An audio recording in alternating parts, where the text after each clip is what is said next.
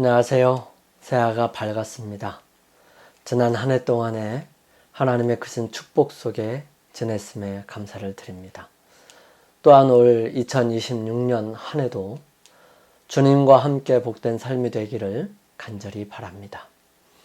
이번 교과는 우리 주님이신 그리스도와의 관계를 살펴보는 하늘과 땅을 하나로 라고 하는 제목으로 빌립보서와 골로새서를 연구합니다.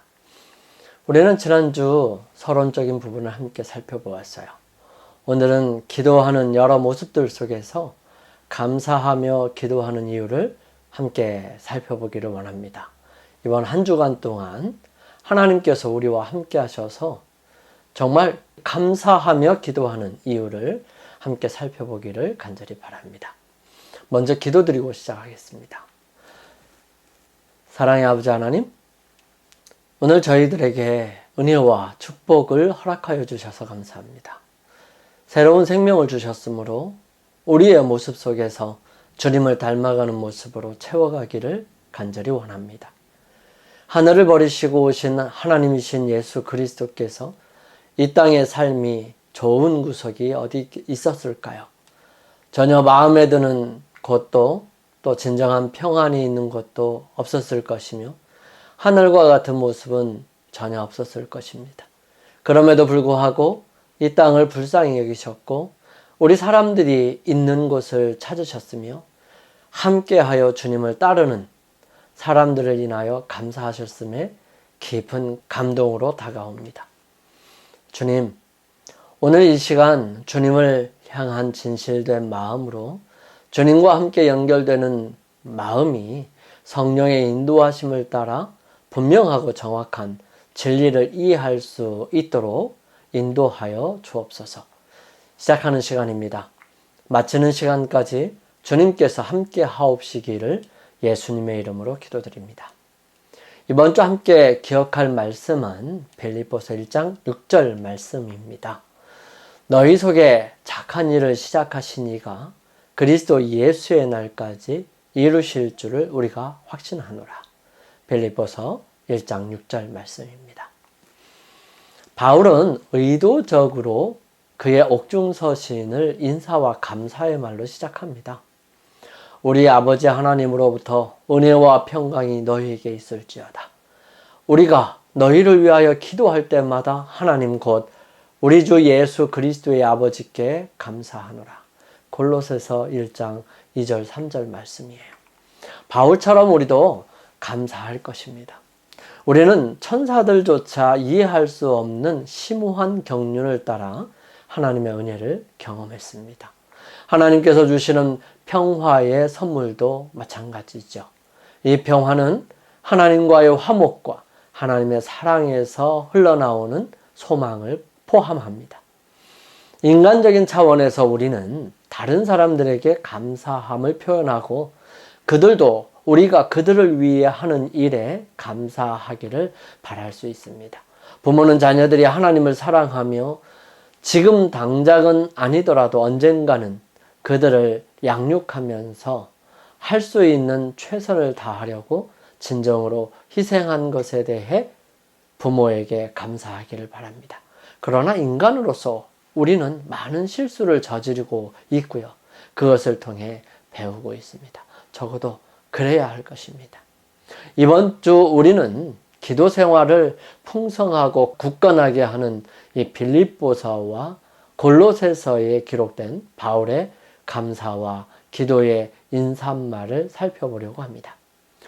우리가 한 주 동안 살펴볼 내용들은 바울이 감사로 인사하는 것은 천사들도 살펴보기를 원하는 깊은 은혜와 사랑에서 나오는 소망과 평화의 선물 가운데 그들이 거하기 때문이라고 설명합니다. 빌립보 성도들은 바울의 고난에 동참하며 복음 안에서 교제하였습니다.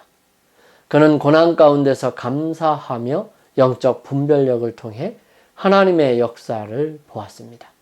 골로새의 복음의 열매가 맺히게 된 것은 주님의 말씀은 생명이며 열매를 맺기 때문이죠. 바울은 이타심을 보여주며 연합된 교회를 강조합니다. 교회는 성령의 역사를 따라 자라며 그때에 주님을 기쁘게 하는 열매를 맺을 것이라고 설명합니다. 그래서 첫째 날 우리는 복음 안에서 교제함 함께 살펴보도록 하겠습니다. 바울의 2차 선교 여행은 특별한 경험과 성령의 인도하심을 경험하는 기회였습니다. 첫 번째 선교 여행에서 중간에 돌아간 이 마가의 일로 인해서 함께했던 바나바와 헤어지고 실라를 데리고 수리아와 길리기아로 다니며 교회를 견고케 합니다. 그리고 소아시아 지역을 다니며 복음을 전하고 싶었던 바울의 의지와는 다르게 하나님께서는 꿈속에 마케도니아 사람들이 와서 도우라는 모습으로 바울의 마음을 마케도니아 지역으로 향하게 합니다. 바울은 여기에서 멈추기보다는 마케도니아 지역을 거쳐 로마에 이르고 그리고 더 멀리 서바나까지, 즉 땅의 끝인 스페인에 이르기까지 나아가려고 했던 것입니다. 바울의 꿈은 원대하고 많이 컸습니다. 바울은 이 마케도니아 지역으로 방향을 틀어 들어간 첫 성이 바로 빌립보였습니다. 그러나 이 성에는 유대인의 회당이 없었고요. 안식일에 예배드릴 장소도 마땅치 않고 강가로 나가게 됩니다. 거기서 두아디라시의 자주장사인 루디아를 만나게 되고요. 그 여인의 회심으로 인해 그들을 예수 믿는 자로 알면 자기 집에 와서 거하라는 말로 그들이 거처를 그곳으로 옮겨 마련하게 됩니다. 또한 강가에 나아가다가 귀신 들린 여종을 만나게 되는데 이 사람은 지극히 높은 하나님의 종으로서 구원의 길을 너희에게 전하는 자라 하며 외치고 다니고 있었습니다. 이같이 이런 일들을 여러 날 함으로 괴로워하여 그 여종에게서 귀신을 명하여 나오게 합니다. 그 여인이 온전하게 되죠. 그런데 이 점치는 일로 돈을 벌었던 주인은 그들의 수입이 끊어짐으로 인해서 바울과 실라를 고발하게 되고요. 그들은 잡혀 고초를 겪고 감옥에 갇히는 일을 당하게 됩니다.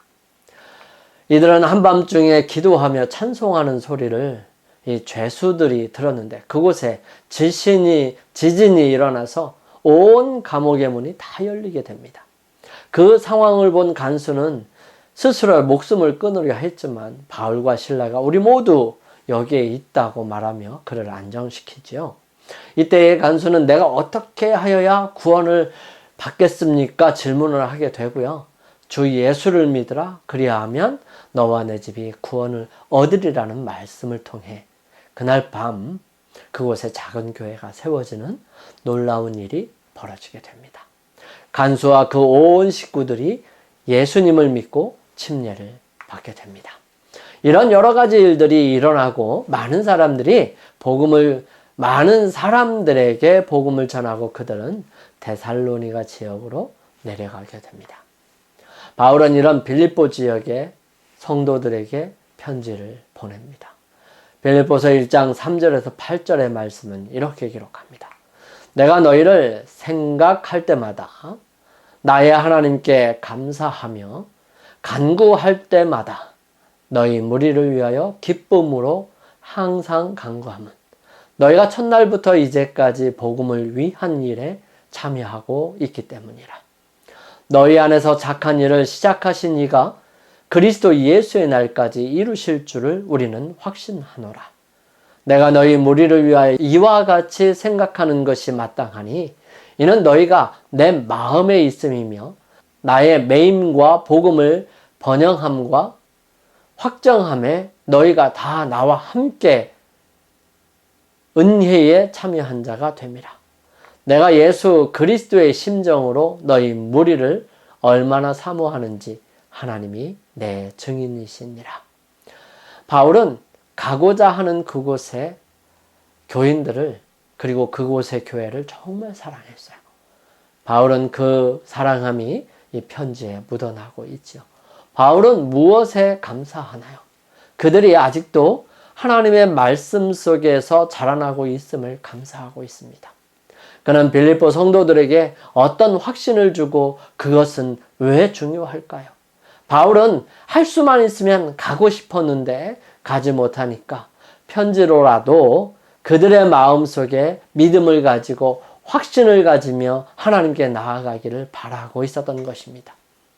그래서 우리의 마음속에 처음 복음을 전해주신 그 하나님은 우리가 그 복음으로 온전하게 되고 예수님께서 오실 그날을 기다리는 모든 사람들에게 온전한 구원을 얻을 수 있도록 역사하실 것이라고 하는 확신을 그들에게 주는 것이지요. 그것은 그들의 신앙에 있어서 끊임없이 자라남으로 향상하게 됩니다. 그래서 그것은 이 성도들에게 또 빌립보 교회의 모든 성도들에게 앞으로 나아갈 수 있는 힘이 되고 그들을 새롭게 마음을 점검할 수 있는 기회가 되었던 것입니다. 빌립보 교회를 세운 것이 바울이기에 그의 편지에는 그리스도인 교제의 따뜻함이 배어 있습니다. 멀리 떨어진 곳에서 사슬에 묶인 채 감옥에 갇혀 있지만 바울은 교회와 구성원들을 마음에 품고 있었습니다. 그는 그리스도 예수의 마음으로 그들을 그리워했고 그들로 인해 하나님께 감사드렸던 것입니다. 바울의 감사기도는 하늘에서 우리를 위해 중보하시는 예수님의 모습까지 생각하게 할 정도입니다. 대제사장의 흉패에는 이스라엘 12지파를 상징하는 12개의 보석이 있습니다. 이 보석에는 각각의 각 지파의 이름들이 기록되어 있어요. 이는 그가 백성을 위해 중보할 때에 마음의 자손들의 이름을 지니게 한 것입니다. 늘 언제나 그의 어깨와 그의 가슴에 이스라엘 족속들을 모두 품는 것입니다. 이보다 더 큰 의미에서 하늘 성소에서 우리의 대제사장이신 예수님은 아버지 앞에 당신의 백성의 이름을 간직하고 계십니다. 흥미롭게도 바울과 빌립보 성도들 사이에 긴밀한 관계를 강조하는 빌립보 1장 3절의 표현은 조금은 모호한 것 같습니다. 이 구절은 일반적으로 바울이 기도할 때 그들을 기억한다고 번역되지만 빌립보 성도들이 바울을 기억한다는 의미일 수도 있습니다. 즉 바울이 어디에 가든지 그의 필요를 채우기 위해 빌립보 교인들은 물질적으로 계속해서 후원하고 있었던 것입니다.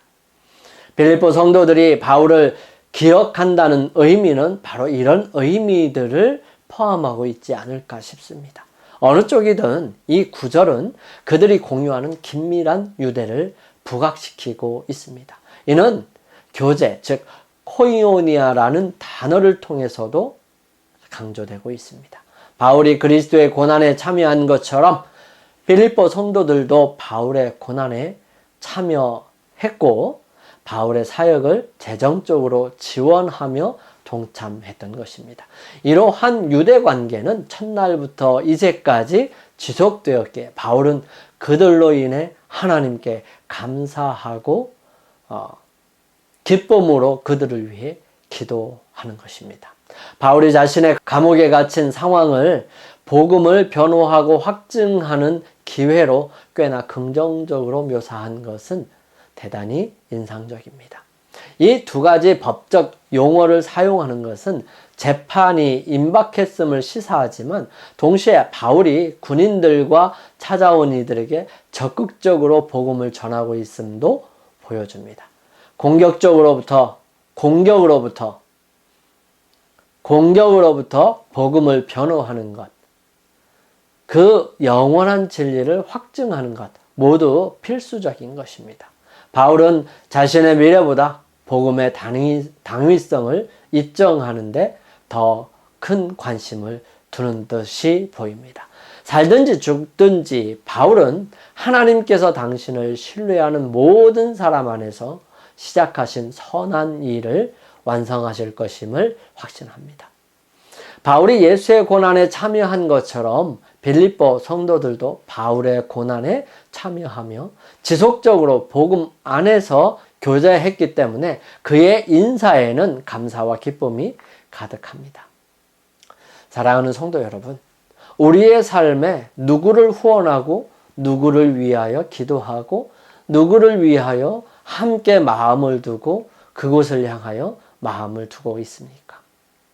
여러분, 후원하고 있는 선교사들이나 후원하고 있는 선교지나 1:1 매칭으로 계속해서 후원하는 어떤 일들이 있다면 우리는 그 후원하는 곳에 기도도 하게 돼 있는 것입니다. 올 한 해는 내가 어떤 사람으로 살아가야 할까 고민하면서 우리의 삶에 하나님과 온전한 관계를 맺어가는 믿음의 큰 한 해가 되기를 간절히 소망합니다. 영감의 교훈입니다. 감옥의 벽도 막지 못한. 비록 원수들이 그들을 옥에 가둔다 할지라도 감옥의 벽이 그들의 영혼과 그리스도와의 교통을 차단시킬 수는 없다. 그들의 모든 연약함을 보시고 모든 시험을 잘 아시는 그분께서는 세속적인 모든 권세를 초월하시는 분이시다. 전사들은 적막한 옥에 갇혀 있는 그들을 찾아가서 하늘의 빛과 평화를 줄 것이다. 바울과 실라가 빌립보 감옥에서 밤중에 기도하고 찬미했을 때처럼 그 음산한 담벽이 하늘빛으로 빛날 것이기 때문이다. 각 시대의 대쟁투 627페이지에 있는 말씀이에요. 우리 함께 기도드리겠습니다. 저희들 사랑하시는 아버지 하나님, 서로를 위해서 기도할 때 주님께서 우리 마음에 함께 하시기를 간구합니다. 우리의 기도를 주께서 하시며 그것을 이루어 주시기를 간구합니다. 복음의 능력으로 우리를 채우셔서 바울처럼 감사함으로 서로를 생각하며 교제하게 하옵소서. 오늘 하루도 주님 안에서 승리할 수 있도록 인도하여 주시고 저희들의 모든 것을 주님 앞에 내려놓고 주님께서 저희들을 위하여 하시는 그 일에 저희들 함께 동참할 수 있도록 인도하여 주옵소서. 저희들을 사랑하시는 예수님의 이름으로 감사하며 기도드립니다. 아멘. 오늘 하루를 주님 안에서 승리하기 위하여 우리 각자 개인적으로 주님 앞에 나아가는 시간을 갖기를 바랍니다. 저는 내일 아침 이 시간 다시 찾아뵙겠습니다. 감사합니다.